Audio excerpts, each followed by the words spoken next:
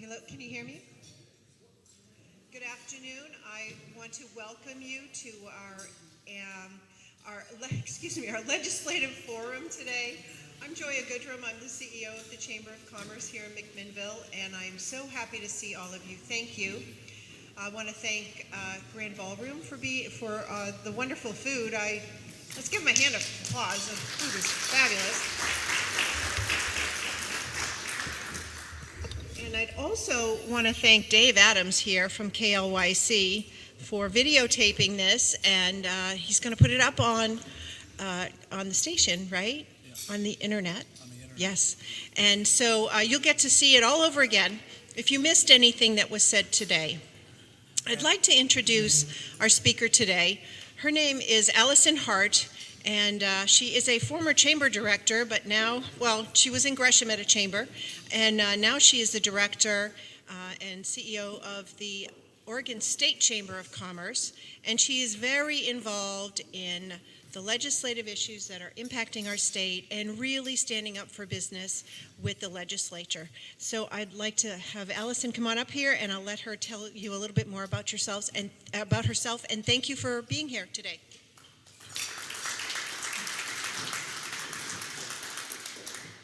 Thank you for inviting me. I have the privilege of serving as the executive director for the Oregon State Chamber of Commerce, and so that means that I get to work with all kinds of amazing people like Joya all over the state. And I have been putting a lot of miles on my car, traveling the state for a whole variety of reasons. The Oregon State Chamber of Commerce, we are a trade association for chambers. And we have dual roles, or a variety of roles, as associations typically do. We do professional development for our chamber execs in a variety of ways, but we also are the lobbyist for the chambers in the state. So we have staff in the building who are lobbying business policy, who are a part of the business lobby. And in the bigger picture, the state chamber, if you look at it, we have 84 members around the state, and chambers range anywhere from 100 members or lower up to 15 to 1,700 members. So statewide, our organization represents about 24,000 businesses. And so we're really tied into issues that our local businesses are facing. And we're mostly looking at small local businesses that are those that chambers serve. So that's the focus of our organization. Each year we pass legislative policy or priorities that we have, and we ask our chambers to adopt those, and I believe that the McMinnville Chamber did adopt the legislative priorities of the state chamber. So today I'm here to talk to you about what is the tenor in Salem in the legislature, and I'm going to go through actually what those policies are and those legislative priorities are, which tie into business and a healthy community and prosperity and job growth and that type of thing, because that's what our priorities typically reflect. We want to help income growth in communities, job growth, and also enable businesses to grow, because small businesses are really the backbone of our economy and make a huge difference, and also are hugely impacted by business policy in many different ways. And I'll probably tell you some stories along the way of the different things I hear when I give this type of update in communities all over the state. One of our big agendas is to mitigate major cost and regulatory challenges that businesses have faced with the legislation that was passed in the last couple of years, and to really put a halt on that so that business can recalibrate and figure out how to really make their bottom line with some of those regulations that have been put in place. So I like to start this presentation talking about the state of the state, which by that I mean kind of the legislative environment. And Chris is there on a regular basis, and see him in the halls. And we just completed probably the most 2.5 important weeks in the legislature because of the legislative deadlines. Anything that did not move out of its original committee by the 18th, which was last Tuesday, died, basically. So I'm going to kind of give you an update on what is alive and what is dead and what we're really watching. But this is a very interesting time. We'll now be in a little bit of a lull because so much got pushed in at the last minute, where it either died in its committee, went to the floor of the House or Senate and was voted on, or was put to another committee.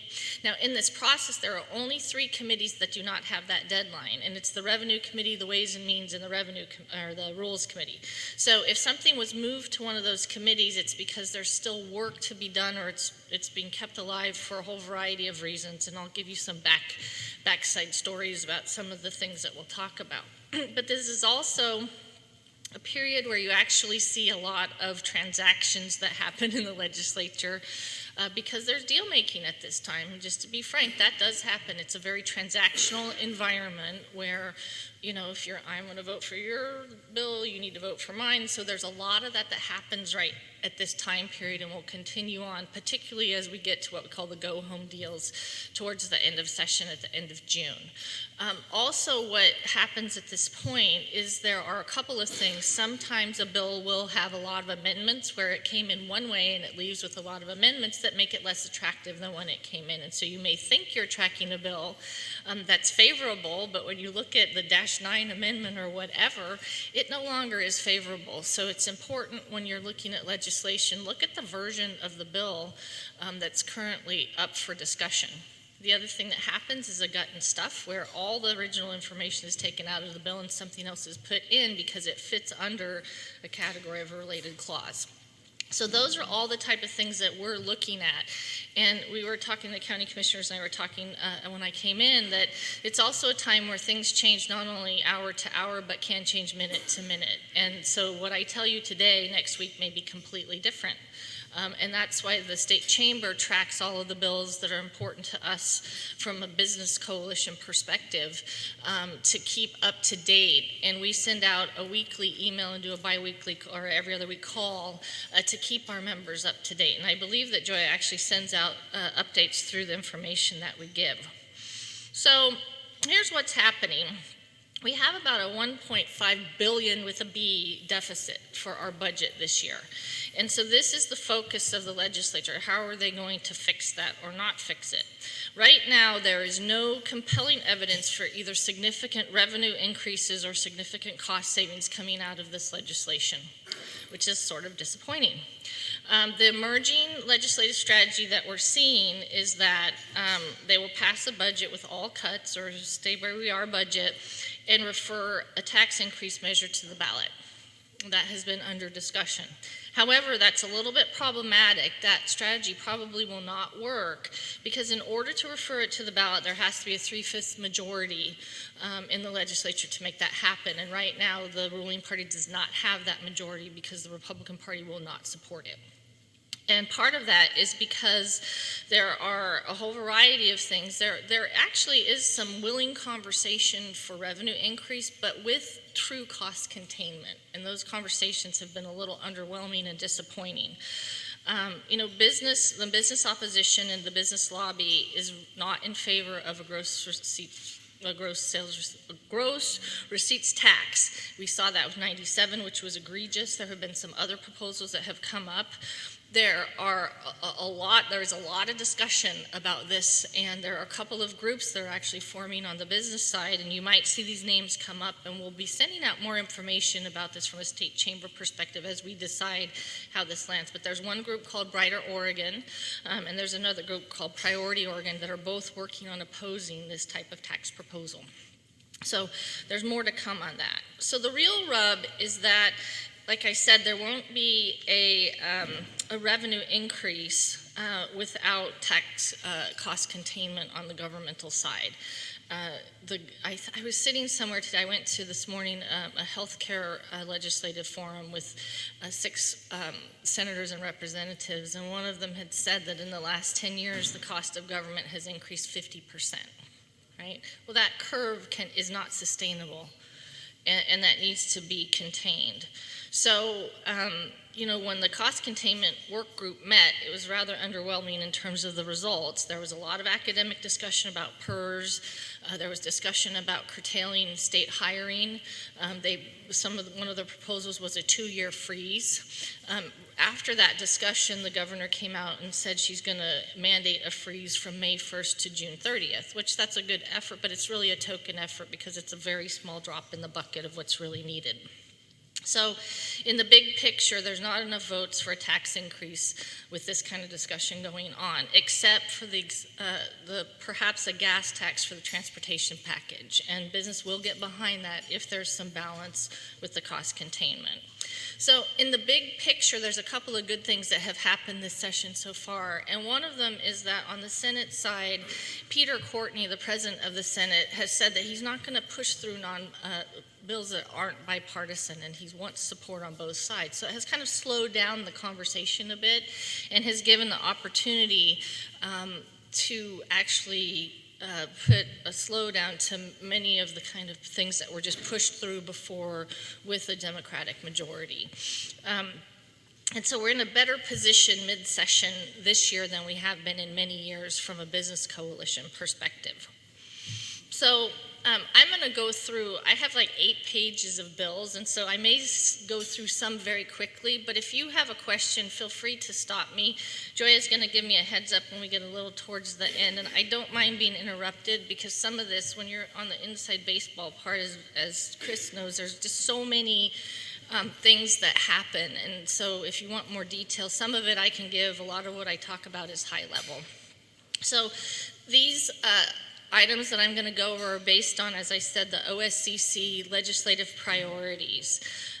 One of our big priorities is to support a comprehensive transportation package. And this is with the caveat that there's real low carbon fuel standard cost containment. And the state chamber will be behind that provided that we have that, including if there were a gas tax. But there has to be the low carbon fuel standards cost containment. The negotiations about this are alive. It's rather difficult, but the transportation package discussions are still alive at this point. Another one of our agenda items is, of course, spending reform. PERS and Medicaid is a big piece of that, and personnel costs. So, you know, I said that the state government costs for doing business are up, if you want to put it that way, but the revenue is also up. Since 2009, the state revenue is up 40%, which you would think, woo, that's great, you know, bully for us. However, PERS costs are up 140%, and Medicaid costs are up 134%. So that's part of why we have this $1.5 billion budget deficit. So on the PERS reform side, like I said, there have been discussions. They have not been substantive, but the things that have come up are a bill that raises the retirement age, lowers the assumed earnings rate, redirects 6% employee contribution into a pension plan, spreads out the final average salary over 5 years instead of 3, some things like that which actually would make a difference. However, the concept for these bills, although they're supported by the school boards and local government and many people in the business community, the unions are very against it, so we're fighting tooth and nail to block that. Now, I'll tell you, when I speak to these type of groups, I often have the superintendent for schools in the room. And I cannot tell you the number of conversations that I've had where they have come to me afterwards and said, you know, we really want to know what the real conversation is to make this happen, because 30 to 35% of our budget is going to PERS. We want to see more of that going to the classroom, to teachers, to that type of thing. So when someone says, oh, this is about the children, you have to put it in perspective. It's not about the children if 35% of the budget is going to PERS. So I'm just being blunt. That's an argument that actually gets in my craw, because that's not what we're talking about. We need to talk about solutions for cost containment, right? So the 2 bills that are still alive in this subject are Senate Bill 559 and 560, and they're in the Ways and Means Committee. I don't know that anything will happen with them at this point, but they are still alive. The other likely conversations that may happen around personnel costs would be, you know, they'll turn attention to cost drivers such as state employee compensation and health benefits. How can you maybe shift the health benefits? to do them in a different way so there's less cost for the state. But I don't know how serious those conversations are. When I listened to this panel this morning, that's a big political lift when you're looking at making a transition in that area. Moving on to a couple other things that we're looking at, the preemption of local employment regulations. That's something that OSCC would really like to see. Senate Bill 329 actually has been moved to the Rules Committee to be kept alive.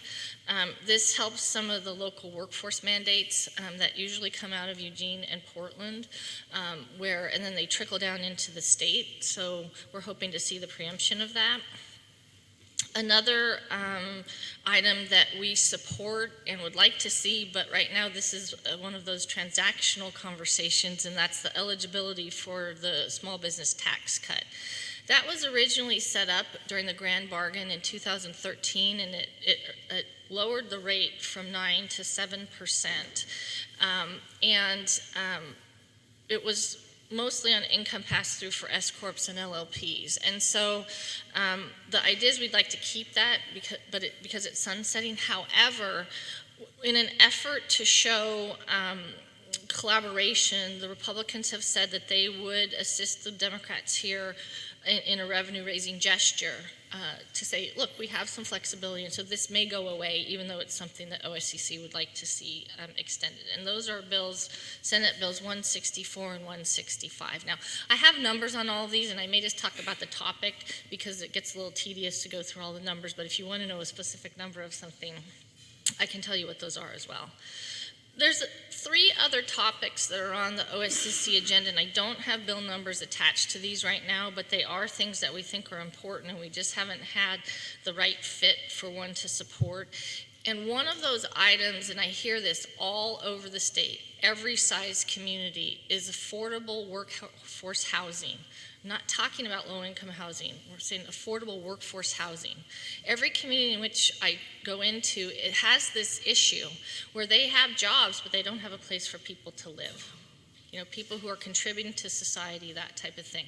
This is an issue all over the state that we're going to need to address. And I'll look at you county people right here because we really need a collaborative effort to look at how to do this. You know, that ties into other things like the land use and UGB expansion efforts, both for industrial development and housing. Those are on our agenda. Also on our agenda is increased resources for mental health programs and homelessness prevention. And those are geared towards what the impact is to businesses. When you see a downtown core and you see a lot of vandalism or you see people sleeping on the streets or what have you, we need to address that because it does impact business productivity. When I was the CEO in Gresham, we had a lot of issues in our downtown core with vandalism around people who were homeless or had mental issues. And so we want to look at from that perspective, how could we help that? On our opposed item, and this is where the big list happens, one of the big fights during this session, if you've been following it, is predictive scheduling, and that's Senate Bill 828. And right now we're on Amendment -9, and this has gone through all kinds of iterations. But right now, what it says is that it requires schedules to be set 14 days in advance, and that when changes are made in less than 14 days, it requires 1 hour of additional pay. And any change that does not result in work of hours, it requires a 1.5 rate of pay for any scheduling, right? And for loss of hours as well. So this originally was geared towards all employers, but that section was stripped out. That was section 3. It was stripped out. It was problematic across the board. I was sitting and doing this presentation, and I had a CEO, president of a hospital, who said, this would kill us. We cannot predict our caseload that's going to come in. We don't know when people are going to be sick. So section 3 was pulled out, and so now the focus is on employers, 100 employees and over, in the retail, restaurant, and hospitality industry. It's geared towards that industry. And it also includes franchises. And it's if you have a franchise with 40 businesses or over within the franchise. And so let me say how that would be calculated. The way it stands right now is if I own a Subway, even if I'm the only franchisee that has that Subway, I'd still be liable, I'd still be subject to the law because Subway has more than 40 franchises, right? So it's not per franchisee, it's for the whole franchise. So obviously this is a big deal, and our hospitality industry is fighting it. The restaurant and retail, Orla is taking the lead on this, but we're part of that fight because we know that a lot of our chambers depend on tourism for economic development, and that hospitality industry is so important to us. I mean, just look at here. Look at how much influx of tourism you have. Yes, ma'am.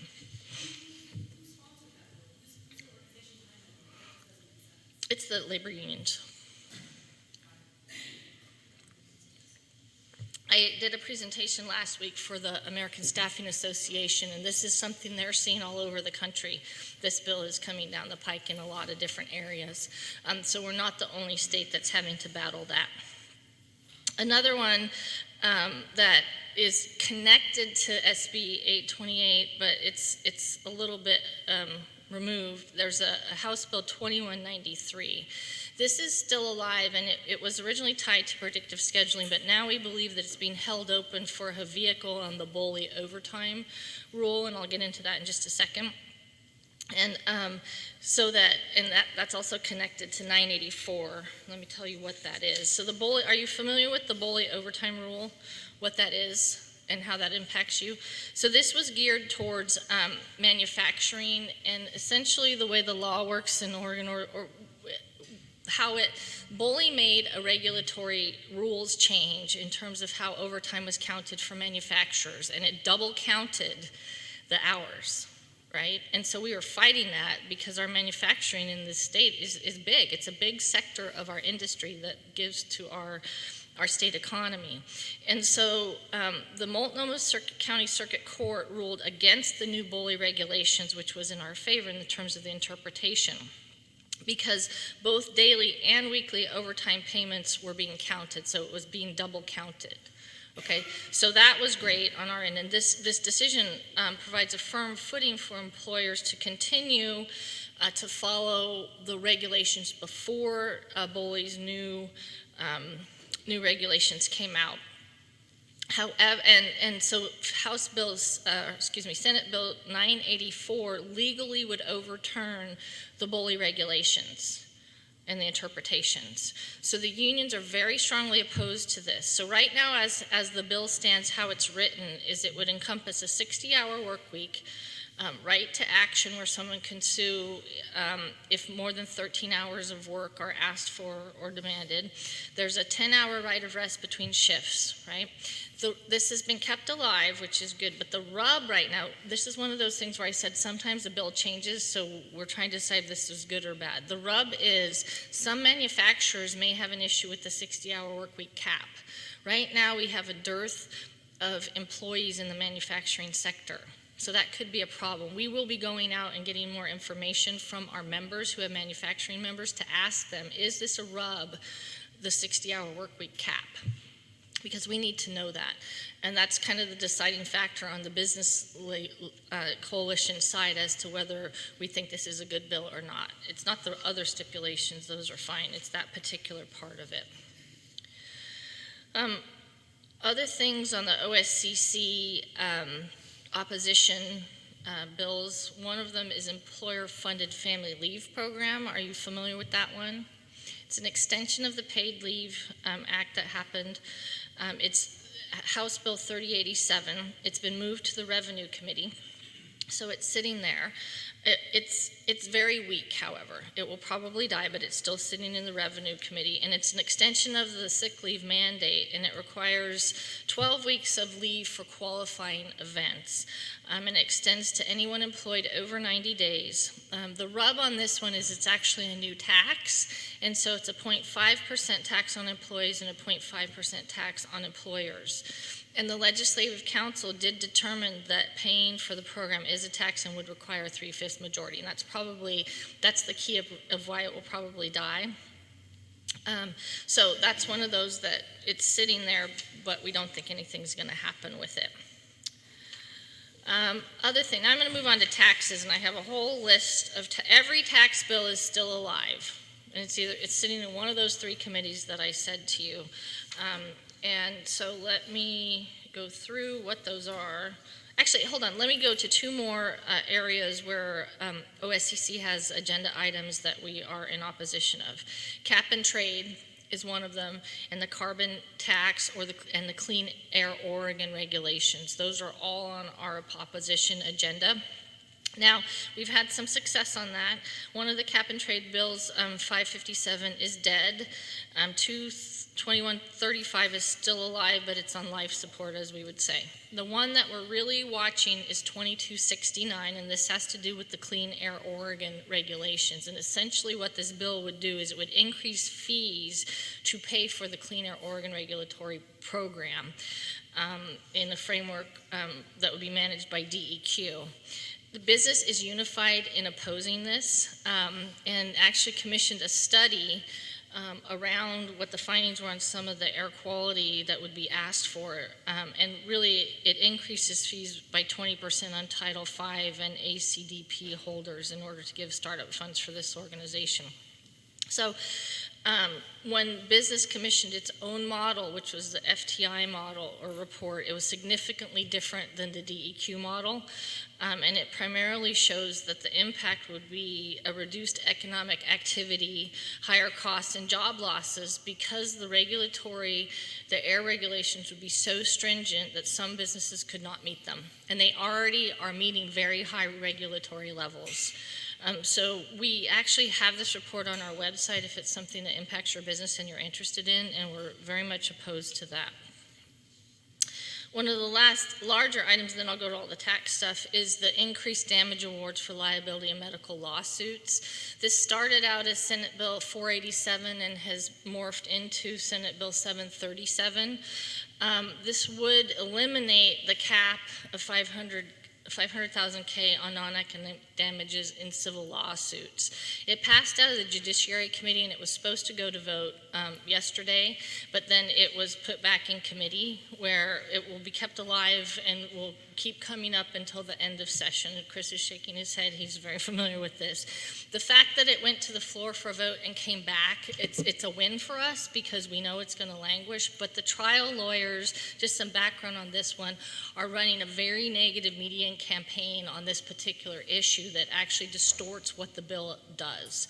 And that's problematic, but it happens all the time. And so when you see something on TV, look into what the language of the bill is because it may not be exactly what is being represented in that media. So I'll just say that, and we'll continue to work on that. The state chamber has been doing a lot of grassroots work on that particular bill because we want to see that die.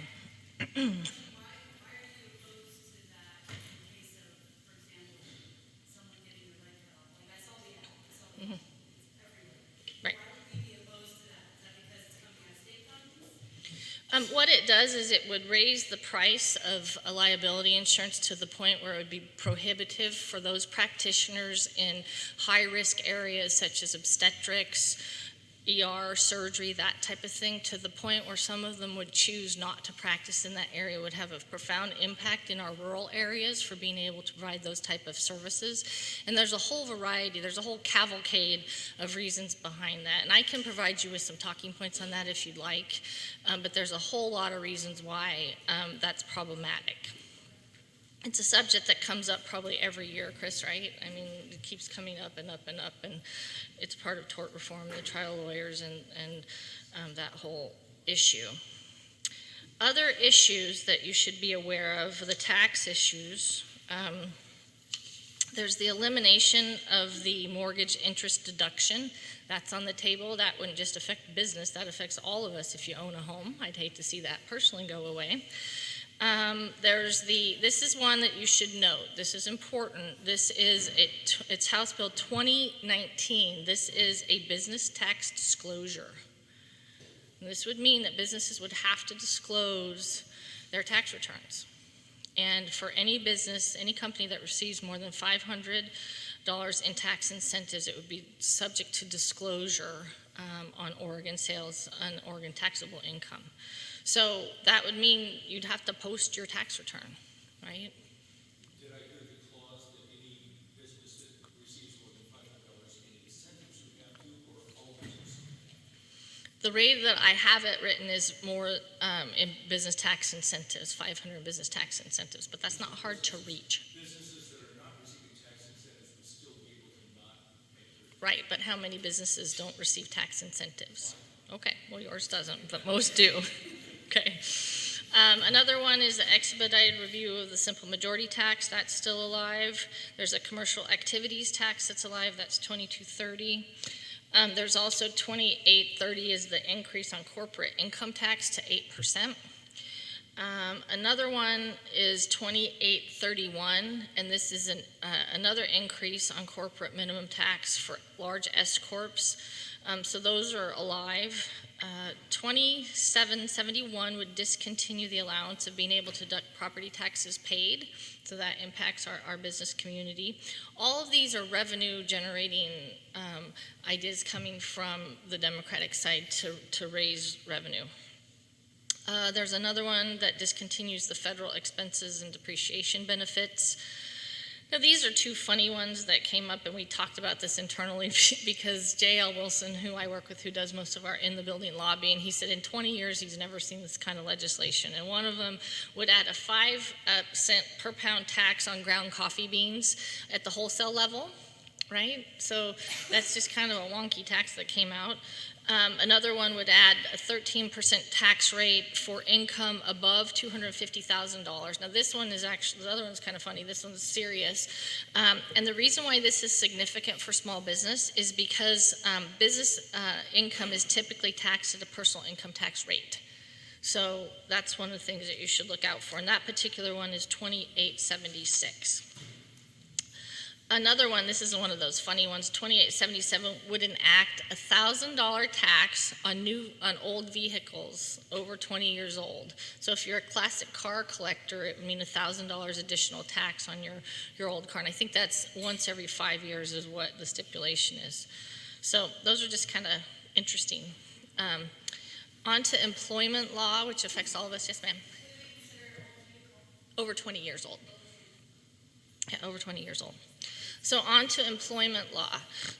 The top one here to note is 2005, which is alive, and it mandates equity pay for all protected classes.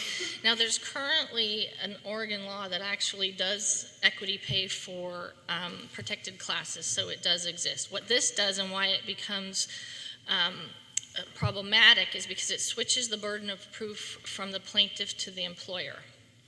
Right? And then it also makes each paycheck in which a disparity is claimed a cause for remedy. So every paycheck is a problem. That's where the rub is in this law. It's not about equity. It's not on our side from a state business perspective. It's not about having equal pay. It's about these two elements of the bill, which we are fighting because those make it very onerous for businesses. If it were to pass, this would be the most punitive pay equity bill in the nation. Oregon's would be. So we're fighting that one. On the good note, 997 was a bill that would penalize employers with 50 or more employees if any of those employers working more than 20 hours did not have employer-sponsored health insurance. That one died, so we were able to kill that. Another one that you should be aware of, this is really, it's really dead because it was sent back to the committee from the floor, but it was 301. Have you heard of Senate Bill 301? Essentially, it requires that employers do not discriminate against employees or prospective employees based on marijuana use. So it would impact employers who have the right to have a drug-free workplace, right? And we thought it was killed, and then it came back to life, and then it went to committee and was killed within 30 minutes. And so it's still on the books, but that's not going to pass. And that's problematic for many employers, particularly in manufacturing, a whole lot of issues. But also, if you have any federal contracts, you have to have a drug-free workplace. So it's a rub with the federal law as well. And the Oregon Supreme Court established a strong legal precedent in this case that employers are entitled to a zero-tolerance workplace drug policy. Okay, let's see.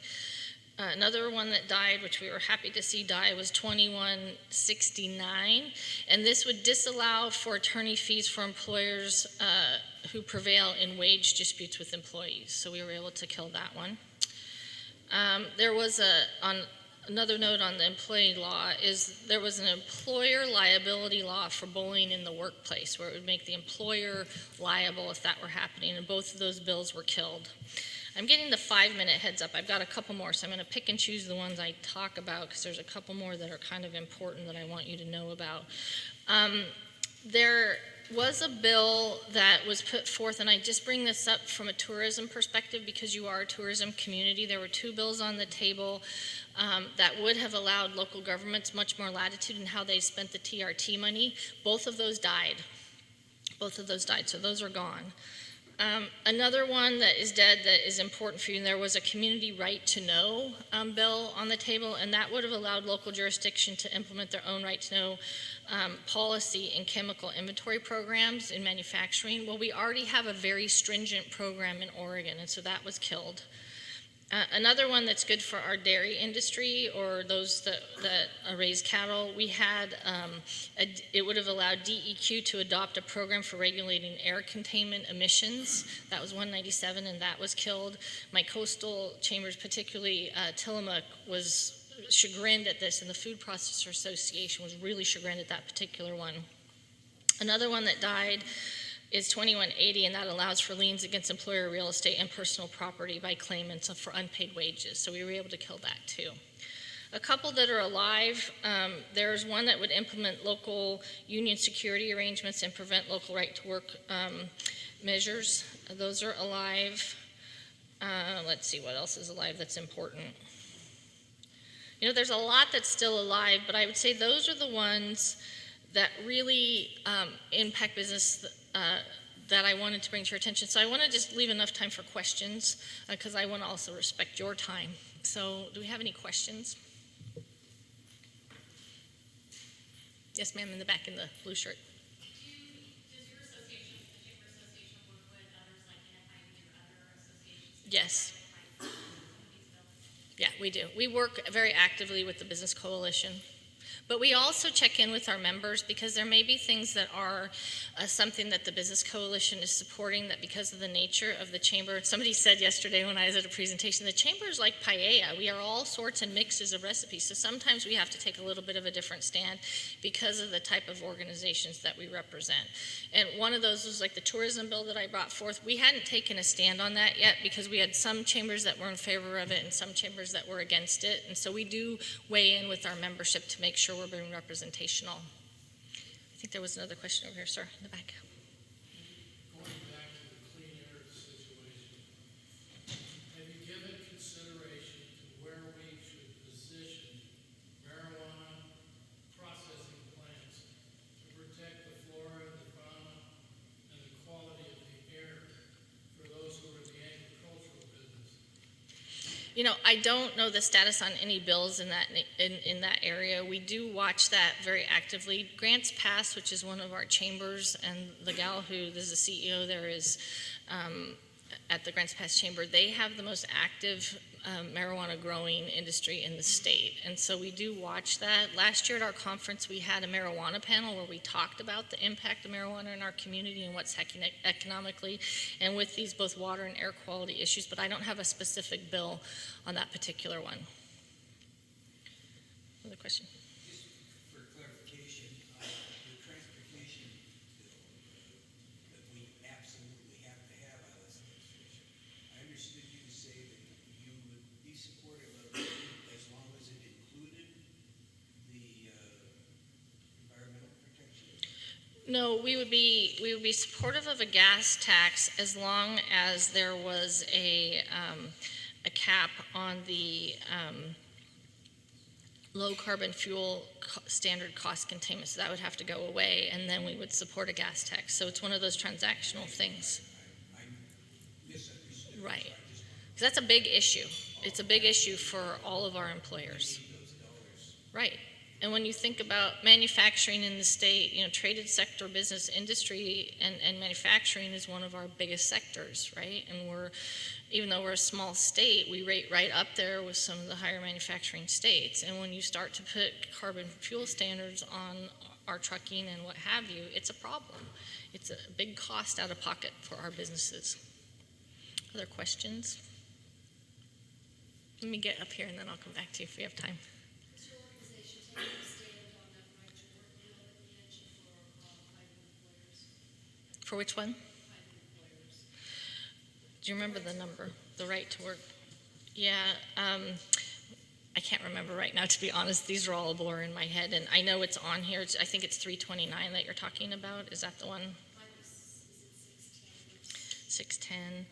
You know, I may have to get back to you through Joya on that particular one. What happens is these all swirl around in my head, and then we've got all of these, that I have to keep updated on a weekly basis, and I can't answer your question. So I'd rather not answer it than give you incorrect information, but I don't mind checking back with Joya on it to get you the information.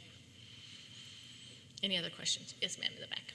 So talking about gross receipts tax and also the predictive scheduling, when we were at the Capitol for Chamber Day about the senators and legislators, there was not as big a concern thinking that these weren't going to necessarily pass, and they're still alive. And predictive scheduling did get tweaked, but still concerning to me, even though it's that if it's going to be for 100, that at some point they're going to decide that it's for us smaller businesses. Right. So what is the chamber doing or other associations doing or what are we going to do now to try, now that we're out of committee, what happens now? We'll continue to aggressively oppose it and work with the business coalition. Like you asked me if we work with other business, we do. On this one, we are all aligned. We do not want this to pass. Like I said, the Oregon Lodging and Restaurant Association is taking the lead in that because of their association is greatly impacted, but we will vehemently oppose it to the very end. And when we need more input, we'll reach out. Like from time to time, we do an action alert where we'll ask businesses to give their input and tell the story of how that would impact your business. And so when we get to that, we'll do that again. And we imagine we're going to have a little lull here because we had all this activity coming up to the 18th. We'll probably have a couple week respite, not that nothing's happening, but as the dust settles and then we see how things are moving, we will have things that we come out towards later in the session for activity alerts or action alerts where we ask for support. These are the things that stayed alive and the things that need to be on business radar. In terms of the gross receipts tax, we don't think that there are enough votes for that actually to go to the ballot because it takes a 3/5 majority vote and the Republicans won't vote for it. However, we have to figure out a solution, right? And because the cost containment and the revenue increases, that it's a conversation, but it's not getting the traction that it needs, right? So that's still going to keep coming up until we find some type of solution for this budget gap. Yes, sir. Is the chamber trying to take a leadership position in helping to narrow the $1.5 billion gap, working with legislators on both sides to see that kind of common ground? We work on that all the time. I mean, it's part of what we do. But to be fiscally responsible, you can't just spend without looking at your costs. And that's part of our stand is you have to look at the cost part of it as well. So yes, we're a part of those conversations, very much so. Yes, sir. As we were talking about PERS and it being 35% and it not being a sustainable formula, do the unions acknowledge that that's not a sustainable formula in any way, shape, or form, or do they just say, figure it out, it's not our problem? Given the state of our budget and that we had to fight Measure 97 last year, there's not a lot of room for negotiation or discussion. When you go to the table with a ballot measure rather than being in negotiations on a real solution, that means you're not in favor of having a real conversation. Other questions? I'm very straightforward, so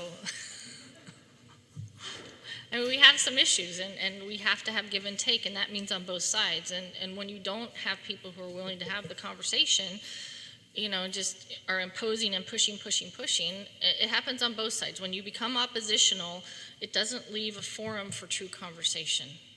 And that's one of the things that's needed to help work through our budget gap. Any other questions? Are we? Just educate me a little bit. So is there a place where it's for the people that are starting to retire? Is it going to get better? Or is it? Well, eventually, through attrition, it will get better. not to be morbid, but yes, eventually, but we have to have a fix before that because we have a cost control issue and there has to be some changes. You know, a couple of years ago as part of the grand bargain, there was fixes for PERS, but it was kicked back by the Oregon Supreme Court. So now we have to look at other issues of how that can be changed. And it's not about taking people's retirement away.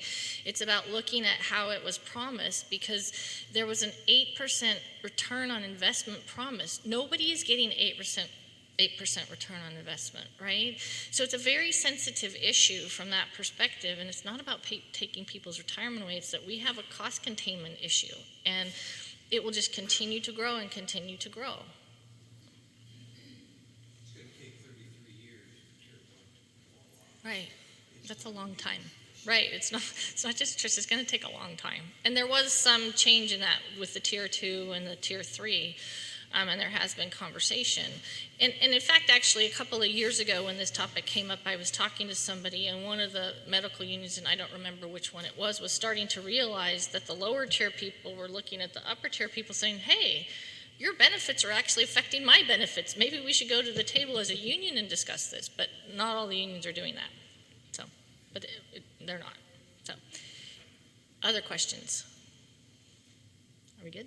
Allison, have you heard anything on specifics with regard to the transportation package? We were at a meeting this morning, several of us here today, regarding, well, it was a meeting about MEDP, and they were doing a presentation. Remember, we were talking about the Newburgh-Dundee bypass, and have you heard any specifics in what's in the transportation bill? There's nothing, they're not talking about anything specific. I don't know yet. I think that's going to take the whole rest of session to map out, and it's very complex because there's needs all over the state. I was in Klamath Falls a couple of weeks ago, and they have an issue, and they're trying to get support for Highway 97, but everywhere in the state, we have an infrastructure problem, and it's not if we have a big earthquake, it's when, and all our bridges will go out.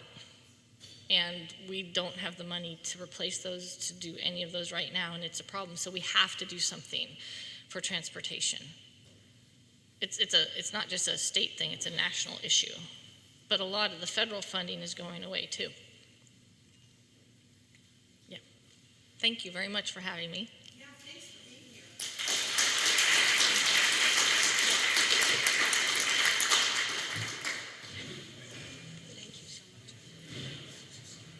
I just want to thank, whoa, that's really loud, sorry. I want to thank you all for coming today. If you are interested in the Newburgh-Dundee bypass and would like to write a letter to your legislature, I have a list of contacts that you can send something to. It is really important that we write to them and tell them the need for the Newburgh-Dundee bypass. If it's not front of mind, it is not going to be paid attention to. So if you need that information, please reach out. We did send it out last week in our advocacy update, which we try to do every other week. And if you have any questions about legislative issues, please don't hesitate to reach out. Our Government Affairs Council meeting meets the first Thursday of the month. If you'd like to attend that, let me know. Be happy to invite you. And thanks for coming today. And Allison, thank you. That was a really great update. We appreciate all of your time today. Thanks, everybody.